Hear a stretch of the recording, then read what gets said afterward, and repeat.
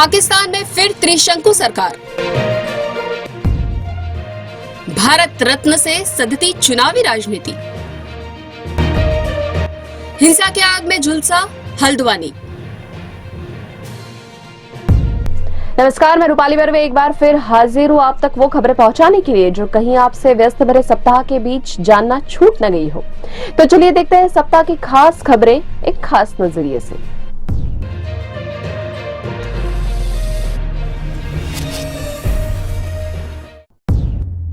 राजनीतिक अस्थिरता से जूझ रहे पाकिस्तान को चुनाव के बाद भी इससे मुक्ति मिलने के आसार नहीं है।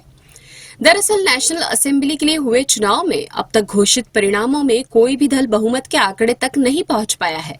नई सरकार गठन के लिए किसी भी दल को 133 सदस्यों का साथ होना जरूरी है। अब तक घोषित किए गए परिणामों के अनुसार सबसे ज्यादा 100 सीटों पर इमरान समर्थकों ने जीत हासिल की है, लेकिन ये सभी निर्दलीय उम्मीदवार के रूप में चुनाव जीते हैं।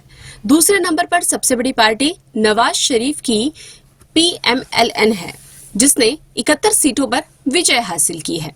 वहीं बिलावल भुट्टो जरदारी की पार्टी ने 53 और मुत्ताहिदा कौमी मूवमेंट ने 17 सीट पर जीत हासिल की है। ऐसी स्थिति में किसी भी एक दल के पास इतना बहुमत नहीं है कि वह सरकार का गठन कर ले। यदि PMLN, PPP और MQM साथ आ जाए तो पाक एक बार फिर गठबंधन सरकार का गठन हो सकता है। हालांकि पूर्व प्रधानमंत्री नवाज शरीफ ने सरकार बनाने के लिए जोड़ तोड़ शुरू कर दी है। शरीफ ने आम चुनाव में किसी भी पार्टी को स्पष्ट बहुमत न मिलने के कारण गठबंधन सरकार बनाने के लिए प्रतिद्वंदी दलों से हाथ मिलाने का आह्वान किया है। PMLN के लाहौर स्थित केंद्रीय सचिवालय में पार्टी समर्थकों को संबोधित करते हुए 74 वर्षीय शरीफ ने कहा कि उनकी पार्टी खान की PTI द्वारा समर्थित स्वतंत्र उम्मीदवारों की जीत सहित सभी पार्टियों के जनादेश का सम्मान करती है। किसी भी पार्टी के साथ गठबंधन नहीं करने के अपने रुख में बदलाव करते हुए 3 बार पाक के प्रधानमंत्री रह चुके शरीफ ने कहा कि पाकिस्तान को मुश्किलों से बाहर निकालने के लिए सभी राजनीतिक दलों को एक साथ बैठने और सरकार बनाने की जरूरत है। पाकिस्तान के चुनाव परिणाम चौंकाने वाले रहे हैं।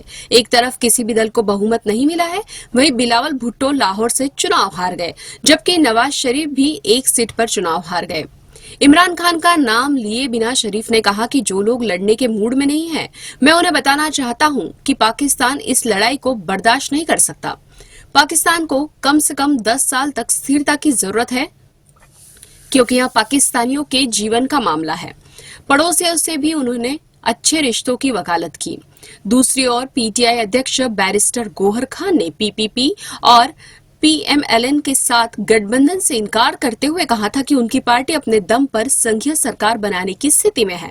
इस बीच खबर है कि PMLN और PPP और कुछ अन्य दल मिलकर पाकिस्तान में सरकार बना सकते हैं। ये दोनों ही प्रमुख पार्टियां इमरान के हटने के बाद 16 महीने तक सरकार चला चुकी हैं। दूसरी ओर निर्दलीय उम्मीदवार भले ही खान की पार्टी के समर्थन से चुने गए हैं, लेकिन वे किसी भी दल में शामिल हो सकते हैं।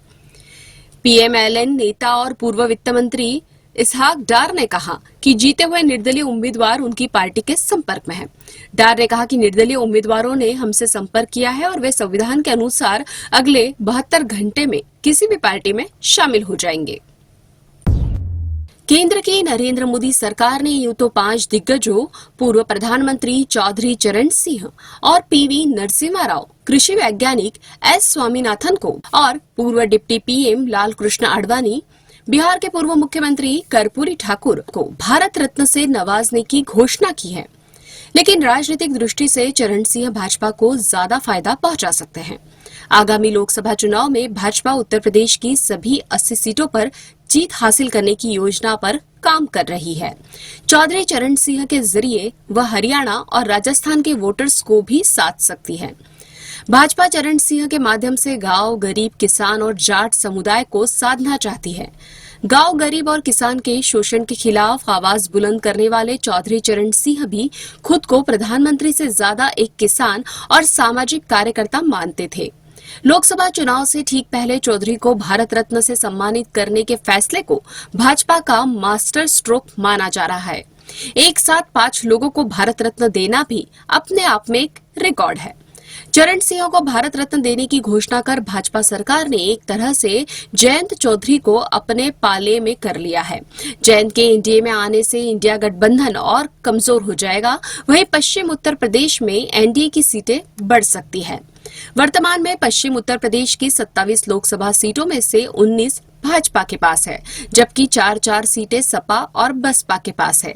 यदि भाजपा को इस इलाके में जयंत का साथ मिल जाता है तो वह 20 के आंकड़े को पार कर सकती है।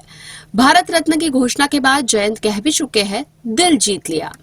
पश्चिमी उत्तर प्रदेश जाट बहुल इलाका है, ऐसे में भाजपा को वहां तो जयंत से गठजोड़ का फायदा मिलेगा ही, वहीं हरियाणा और राजस्थान की जाट बहुल सीटों पर भी भाजपा के वोट बढ़ सकते हैं। यूपी में जाट वोटर्स की संख्या 17% है, जबकि हरियाणा में इनकी संख्या 30% है। राजस्थान में 12% जाटों का समर्थन मिलने से उसकी ताकत और बढ़ जाएगी। चौधरी चरण सिंह को तो किसानों का मसीहा माना जाता रहा है। हालांकि हकीकत लोकसभा चुनाव परिणाम के बाद ही सामने आएगी, लेकिन एक बात तो तय है कि भाजपा ने फिलहाल एक तीर से कई निशाने साध लिए हैं। उत्तराखंड में हल्द्वानी के बनभूलपुरा इलाके में गत बृहस्पतिवार को अवैध रूप से निर्मित एक मदरसे को ढहाए जाने को लेकर हिंसा भड़क उठी और देखते ही देखते हिंसा की आग पूरे इलाके में फैल गई। सरकारी जमीन पर बने मदरसे को गिराए जाने के बाद स्थानीय निवासियों ने पुलिस पर पथराव किया और वाहनों को आग लगा दी।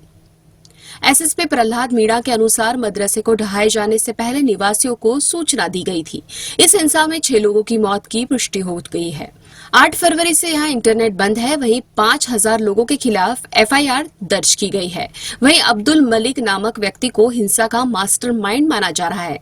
इसका नाम एफआईआर में भी दर्ज है। मुख्यमंत्री पुष्कर सिंह धामी ने भी हिंसाग्रस्त इलाके का दौरा किया और घायलों से मुलाकात की। इस बीच पूरे इलाके की ड्रोन से निगरानी की जा रही है।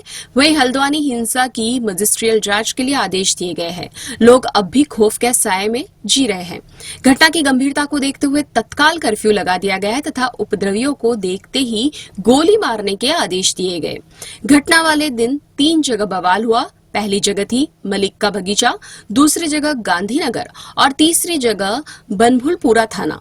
स्थानीय लोगों का दावा है कि तीनों जगह भीड़ अलग अलग थी। आईजी नीलेश भरणे के मुताबिक इलाके में 4 कंपनी उत्तराखंड पुलिस पीएसी की और 2 कंपनी पैरामिलिट्री फोर्स की तैनात है। अब खबरें संक्षेप में। गृह मंत्री अमित शाह ने कहा कि लोकसभा चुनाव से पहले सीए लागू करने का नोटिफिकेशन जारी कर दिया जाएगा। इसे लागू भी कर दिया जाएगा। संसदीय समिति की सिफारिश, सेवा के दौरान मौत होने पर अग्निवीरों के परिवारों को नियमित सैनिकों की तरह लाभ दिए जाने चाहिए।